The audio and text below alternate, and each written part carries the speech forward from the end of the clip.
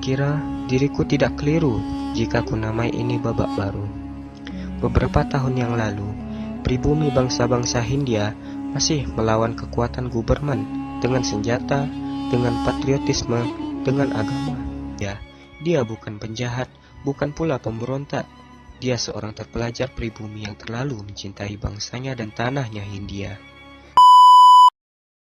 Assalamualaikum warahmatullahi wabarakatuh. Halo teman-teman, perkenalkan nama saya Amanda Belva Febiola dari kelas 12 IPA 5 nomor absen 4. Pada kesempatan kali ini saya ingin menyampaikan sinopsis novel sejarah berjudul Rumah Kaca. Novel Rumah Kaca ini merupakan buku penutup tetralogi buku karya Pramudia Anantatur, di mana pada novel Rumah Kaca ini memiliki perbedaan dari ketiga buku sebelumnya. Pada ketiga buku sebelumnya, sudut pandang yang diambil dari tokoh Minke, sedangkan pada novel Rumah Kaca ini sudut pandangnya diambil dari tokoh yang bernama Jacques Pangemanan.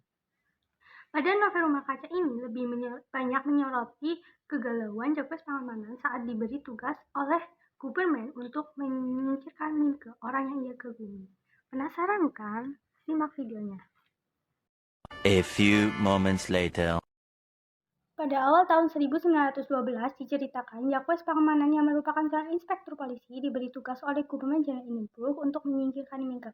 Pada saat menjalankan tugasnya, ia dikenalkan dengan seorang peranakan Eropa bernama Surhoff. Surhoff ini diperintahkan oleh Gubernur untuk membantu tugas Pangemanan. Namun, kehadiran Surhoff ini bukannya malah membantu, ia malah mempersulit tugas Pangemanan karena ia selalu menggagalkan rencana Pangemanan. Meskipun banyak rencana Pangemanan yang gagal, Pangemanan masih terus berusaha untuk menyingkirkan Minke. Hingga akhirnya Pangemanan berhasil menyingkirkan Minke. Minke diasingkan ke Ambon. Setelah berhasilnya Pangemanan menyingkirkan Minke, ia diberi tugas lagi untuk menumpas gerombolan Si Pitung. Gerombolan Si Pitung ini merupakan gerombolan yang dikenal sangat jahat dan keji. Pangemanan pun akhirnya berhasil menumpas gerombolan Si Pitung, hingga akhirnya Pangemanan diangkat menjadi ajung komisaris. Setelah diangkatnya Pangemanan menjadi ajung komisaris, ia diberi tugas lagi untuk mengawasi 3 organisasi, yaitu Indisi Partai, Syarikat Islam, dan Budi Mulyo, agar ketiga organisasi ini tidak bersatu. Banyaknya pekerjaan Pangemanan membuat rencana berlibur bersama keluarga ke Eropanya itu gagal. Kegagalan rencana tersebut membuat keharmonisan keluarga Pangemanan menjadi retak.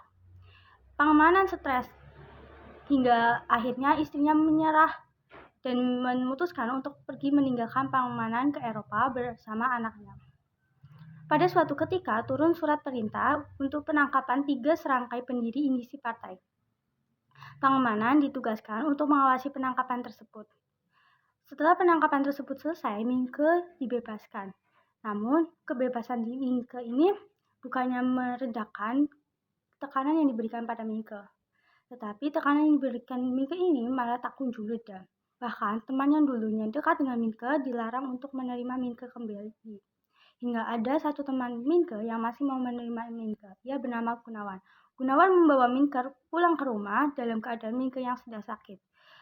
Setelah beberapa hari kemudian, Minke dinyatakan meninggal dunia. Kematian Minke ini menyadarkan Pangemanan betapa hinanya dia sebagai manusia. Pada saat itu, pertemuannya dengan Madam Sarinke membuat penyesalannya semakin mendalam, hingga akhirnya Pangemanan memutuskan untuk pergi pindah ke Belanda. Sebelum ia pergi pindah, ia menitipkan surat Minke dan tulisan Rumah Kaca yang ia buat pada umur 50 tahun kepada pembantunya untuk diserahkan ke Madam Sarinke, ibu Minke. Begitulah sinopsisnya.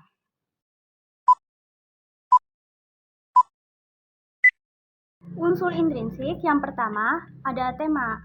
Temanya novel Rumah Kaca ini bertemakan perjuangan hidup. Kedua ada tokoh dan penokohan. Yang pertama ada Jacques Pangemanan. Jacques Pangemanan ini memiliki karakter yang cerdas. Karena kecerdasannya, ia diangkat menjadi ajung komisaris. Dan ia juga memiliki karakter yang egois dan kejam. Ia menghalalkan segala cara untuk menyingkirkan Minke. Dan yang kedua ada Minke. Minke ini memiliki karakter yang berpendirian teguh dan sangat mencintai bangsanya. Yang ketiga ada Gubernur Jenderal Hindenburg. Gubernur Jenderal Hindenburg ini memiliki karakter yang pemalas dan suka menyuruh-nyuruh. Yang keempat ada Madame Violet. Madame Violet ini merupakan istri dari Pangemanan. Ia memiliki karakter yang pengertian. Bahkan setiap Pangemanan baru pulang dari kerjanya, ia selalu menanyakan kabar Pangemanan. Dan yang kelima ada Princess. Princess ini merupakan istri dari Minke. Ia memiliki karakter yang setia dan sangat mencintai Minke. Sampai dia juga pernah menembakkan peluru ke gerombolan Surhoff saat gerombolan Surhoff ingin menangkap Minke. Dan yang keenam ada Madame Salinkem. Madame Salinkem ini merupakan ibu dari Minke. Ia memiliki karakter yang pemaaf. Bahkan saat dia tahu Jacques Pangemanan telah melakukan hal keji terhadap anaknya, ia masih bisa memaafkannya. Ada alur. Alur yang digunakan dalam novel Rumah Kaca ini adalah alur campuran. Karena terdapat alur maju dan alur mundur yang membawa kita ke masa lampau. Ada setting. Setting yang pertama ada latar tempat. Latar tempatnya itu ada di Budensuch, Ambon, Tanjung Priok, dan masih banyak lainnya.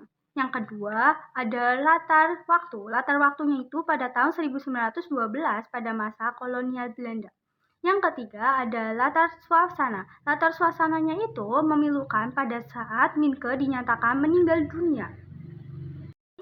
Ada gaya bahasa. Gaya bahasa yang digunakan pada novel Rumah Kaca ini yang pertama ada gaya bahasa majas perumpamaan.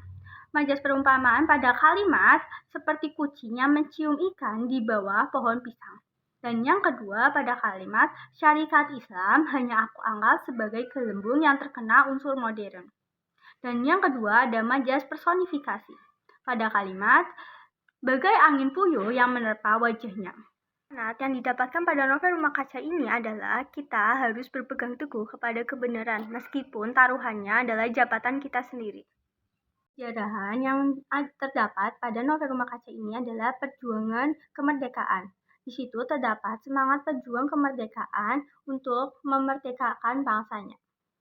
Hal yang dapat kita ambil dari novel Rumah Kaca ini adalah pentingnya berpegang teguh kepada kejujuran dan kebenaran meskipun kita ditawarkan jabatan maupun harta. Sekian, wassalamualaikum warahmatullahi wabarakatuh. Terima kasih.